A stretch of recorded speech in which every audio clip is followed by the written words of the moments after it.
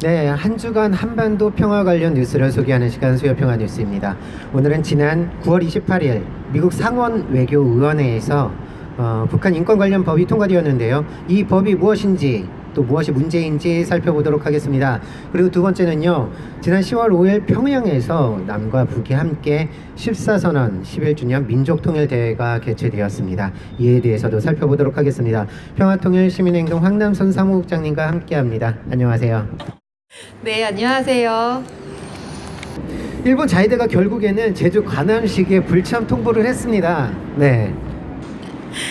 네, 일본 해상 자위대는 우길기를 달지 않고는 이 해상 해역을 항해할 수 없다라고 하면서 불참을 최종 통보를 했습니다. 네. 아베 총리는 전쟁할 수 있는 나라를 위해 평화헌법을 개정하려고 하고 있죠. 네. 침략의 상징인 우길기를 버젓이 달고 우리나라에 들어오려고 한 것을 생각해보면 우리 민족과 일본이 침략한 모든 나라의 국민에 대한 모독이라고 볼 수 있겠습니다. 네, 우리 국민들의 반발이 있었기 때문에 이렇게 또 불참을 또 다시 통보할 수밖에 없는 상황이 되지 않았나 생각합니다. 그럼 본격적으로 이번 주 뉴스를 살펴보도록 하겠습니다.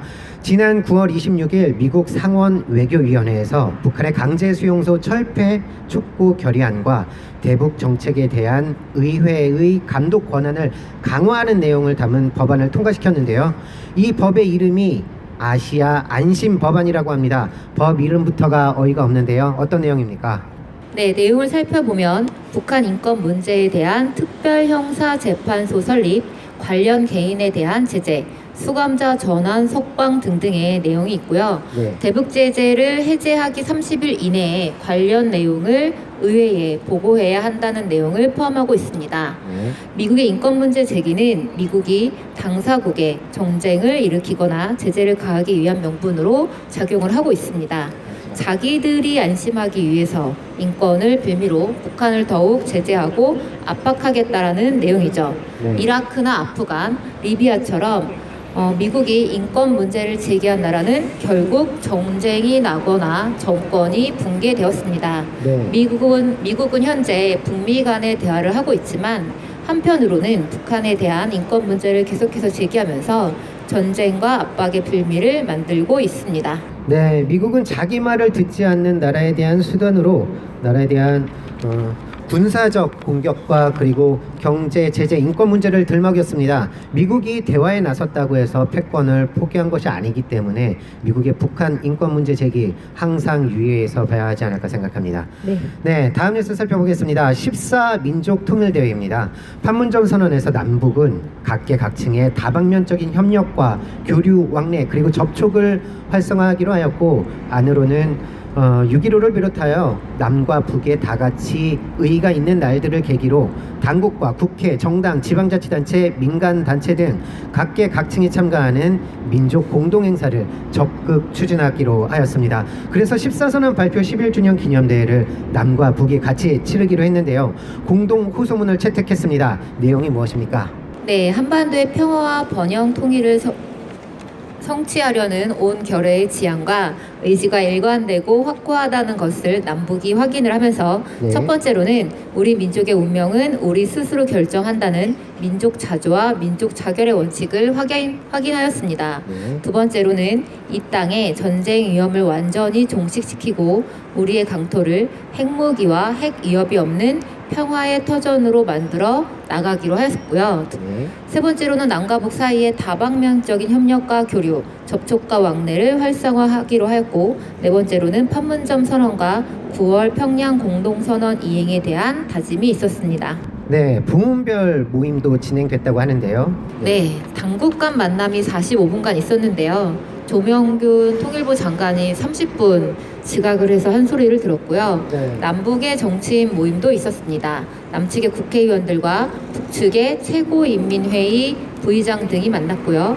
지자체와 노무현 재단과 남북협력 민간단체협의회와 북측의 민족화의 협력이 만나서 남북 교류 사업에 대한 의견을 주고받았고 네. 이때 북측은 과거에 대북 인도적 지원이 아닌 남북이 상생하는 협력 사업을 고민하자고 했습니다. 그리고 남북의 종교인들이 만나서 3.1운동 100주년 기념 사업을 공동으로 개최하자고 논의했고요. 네. 6.15 남북 해외 공동의가 만나서 의견을 나누었습니다. 네. 남북이 2년 전에 함께 하기로 했던 전민족 대회가 연상되는데요. 네. 각계 각층이 만나 통일을 논의하고 또 준비하기로 했었습니다. 지금은 공동 행사와 교류 협력을 논의했지만 앞으로는 조금 더 진전된 통일 논의가 되었으면 좋겠습니다. 문재인 대통령은 남북이 함께 살든 따로 살든 서로 간섭하지 않고 서로 피해주지 않고 평화롭게 살 수 있어야 한다라고 말한 적이 있었습니다. 또 8.15 경축사에서는요, 정치적 통일은 멀었지만 남북이 자유롭게 오가며 경제 공동체를 이루어야 한다고 말했는데요. 경제적 통일과 정치적 통일 인위적으로 가릴 수 없습니다. 그리고 평화 공존은 남북이 통일을 해야만 완전해질 수 있습니다. 남북이 통일하지 않으면 끊임없이 갈등하게 될 것인데요. 두 개의 체제, 두 개의 정부, 하나의 국가의 통일을 준비해야 합니다. 연방제 통일 논의를 시작해야 될 때입니다. 남북의 통일은 그 누가 대신해 주거나 고민해 주는 것이 아니라 우리 민족의 힘으로 해결해야 하는 과제이며 저절로 이루어지는 것도 아니고 준비하고 계획해야 하는 것이기 때문입니다. 오늘 수요평화 뉴스는 여기까지입니다. 오늘도 수고하셨습니다. 네, 감사합니다. 네. 1년을 뽑아 이렇게 수요평화 촛불을 진행해 온 것 같은데요. 오늘 또한 의미 있는 날이 아닐 수가 없습니다. 잠시만요. 잠시만요. 슬레이트예요? 네, 누가 치십니까? 칠까요? 예, 쳐주십시오. 하나, 둘, 셋. 네, 안녕하세요. 한 주간의 평화 관련 뉴스를 소개하는 시간 수요평화 뉴스입니다. 오늘은 지난 다시 한번 쳐주세요. 쳤었네요. 자자자, 끄고 이거